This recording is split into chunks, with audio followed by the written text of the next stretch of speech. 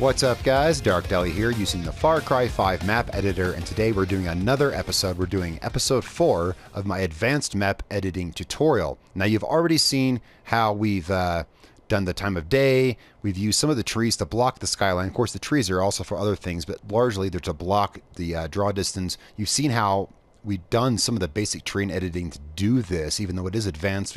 I showed you how I did all the terrain that surrounded this. Today I want to talk about one thing that's very important, and you can do any of these at any stage. I'm doing these in the order I am. Since the last episode, we went back to the basics after showing you the time of day and the collection groups and how I did the trees, and then I went back to the basics and showed you how I did the terrain. Today I want to show you how to paint the terrain to make it, to give it dimension. So again, you can do this in any order. It doesn't matter what order you do it in. I've done my terrain to match the backdrop as good as I could in the way it has color. And I know, again, my terrain, if you look at it here, if you look at my background terrain, it looks crappy and tiled. But again, we're hovering above the ground. As I told you in episode 2, that's why I added the trees, so you don't see it as much. That's one great aspect of trees. That's why if we zoom way out, you can see my trees are thinner in the middle where the player will actually be playing, and I made the trees thicker towards the outside to kind of try to block that view. But what I haven't showed you yet is how I did the paint. If you look really close, see, when you get up close, it looks friggin' beautiful. And I've done it to match the backdrop. Let's go ahead and just do that now. Let's go ahead. Now, again, this is the advanced tutorial, so you should know how to work this stuff already. If you don't, or if you want to know, a link to my basic tutorials where I was just figuring this out myself will be linked in the description below. That said, let's go ahead and create some clear space for us to work. So let's go to terrain, add vegetation. We're going to select this texture here, and we're going to increase our brush size really big and just delete a whole section of these trees. You should know how to do this if you've seen the previous tutorials where it's going to delete a whole section of these trees using the L2 button. All right, let's go ahead. Let's also, you know what, let's just clear out a bunch of crap on this map. Let's go back. Let's go up to palettes, and let's erase everything but the original. So let's, should we clear slot or erase? Doesn't matter. Clear slot, clear slot. All right, so now everything is green. See, now everything is green. There's no more dimension. Notice how the dimension has completely been erased from my landscape. It's nothing now. Where we cleared out this spot here in the middle, here it is. We're going to make us a mountain, and I'll show you how to add dimension. So let's go to terrain, terrain tools. Let's raise this a bit. Let's increase our brush size about here, and let's decrease our hardness. Oh, that's height this time, not hardness. My bad. The height's good. Let's decrease our hardness here. There we go. There we go. So let's give us kind of a mountain here to work. Okay, so here we have a mountain. Let's also change our time of day so we can see this better, just what we're doing right now. So let's go back, environment and audio, day-night cycle. Let's make it noon is the best time.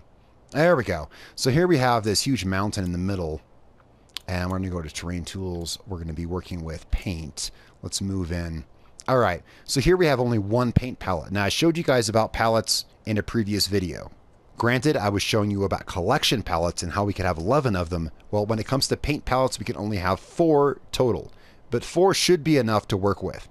So the way I did this was I made everything out of this base grass texture. And from a distance, it looks horribly tightly and bad. But when you move up close, it actually looks really good. So let's find something for the top of this mountain. Well, I looked to the mountains in the background for inspiration. Since palette 1 is taken up by the grass, we're going to move over to palette 2, just like this, and we're going to select texture, and we're going to find something that looks good for palette 2. I forget exactly what I used, but I probably went a bit down here and chose, I think I used this. Let's select grass rocks, see how this looks. Let's select this one. Now this is in palette 2. So far, no palette 2 is used because we cleared all the palettes. So far, none of it's used, so we're starting fresh right here. Let's go ahead and let's increase the hardness a little bit, and let's decrease the radius. Whoa, whoa, whoa. Okay, let's decrease the hardness. We don't want to paint it too hard. We want to kind of brush it on. Yeah, we should use a low hardness. We want to kind of brush it on. So we're just going to kind of tap R2. Again, I'm on the PlayStation. We just kind of want to tap R2 and brush this on the top here. Again, A mountain this high, would it have a top that looks like this? Not necessarily. We're just kind of brushing on, we're just adding dimension to it is all we're doing. We're just adding dimension to it. We're just like, we're doing like a painting here. Like we're Bob Ross. We're just doing a little painting here. Okay. All right. So the top of it is kind of this grass rocks texture. Again, I can't say for PC, but I know on PS4, I can just lightly touch the trigger. And this is one thing I like about being on console. I have this huge travel in my analog button. So I can lightly touch it and just barely just feather it on. See, in places I can just barely feather it on. We're just going to feather this on the top just a little bit. And yes, in the map you saw, I did this around all those mountains. And yeah, it took a while, but hey, it's worth it in the end. Just kind of feather this on.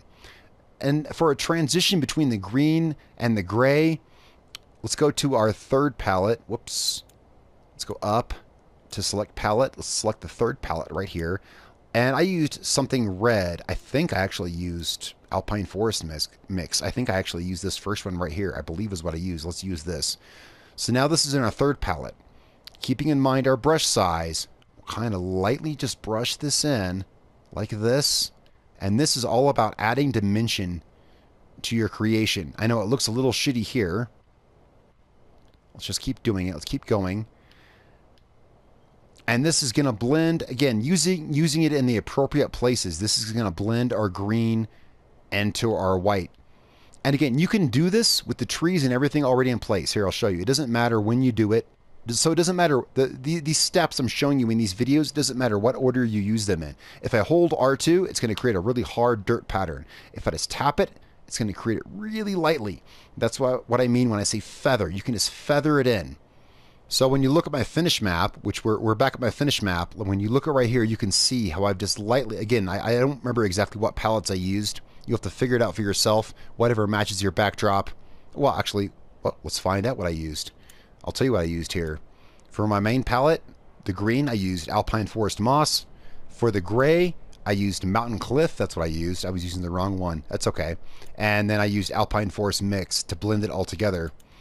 And when you look at it, it blends in just like the background does. And when you look at it from a viewer's standpoint, when you look at the background, it really does blend in pretty well where you can see it. There's still some errors, but we still have more things to do here. But it blends in pretty well. Anyway, that's not the point. Let's go back up and look close, because this episode is all about looking up close at feathering the textures. You can overlap all three, and you can see I've done that in many places here. I also have collections over this. I've already told you in one of the previous episodes of the series, and I will have a link to this series, of course, about collections. I put really sparse trees in the middle. I put thicker trees around here to kind of block the view of the skyline to see how shitty it looks. And then at the base of the skyline, because big trees don't look natural on tall mountains, I started adding this brush like you see right here and stuff like this to kind of hide it. But when you get up close, it looks really natural. Here's a great example. Here you can see a great transition between green, gray, and red. And it's really actually hard to discern. But this is what you can do when you really feather in those colors. Now here we still have a bit of a problem. We're going to cover this in a future episode by adding rocky cliffs. We're going to cover this up, which still doesn't look that bad up close. It just looks really bad far away. But this is how important brushes are, guys. Using brushes to add dimension. Even if this is not how actual mountains may look, it's important to add dimension to the player's point of view. And adding dimension means blending from, I'd say blending with at least 3 colors. Blending with at least 3 colors, and it allows us 4. It allows us 4 colors. So all you got to use is 3. In this case, I use green, red, and gray. You can use, it depends on your map type or whatever. But in this case, that's what I used to blend it with, because I looked at the backdrop, you know what I mean?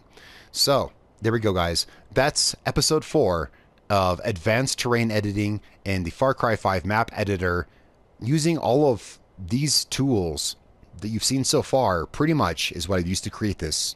These previous 4 episodes you've now seen is pretty much everything I've used to create this. We still have fog effects, post effects, and weather. I guess we do still have a few things to go because those did make a huge difference, but we're almost caught up with what I've created so far in this map. And trust me, guys, this map still has a long way to go. It's still very much in progress. But when you look over it, it's a pretty beautiful sight, even from this altitude. even from this altitude where the player would never see. It's a pretty beautiful sight. Guys, thank you so much for watching. I look forward to catching you in the next advanced tutorial of Far Cry 5 map editing. Guys, I'm Darkdally. I will catch you all next time.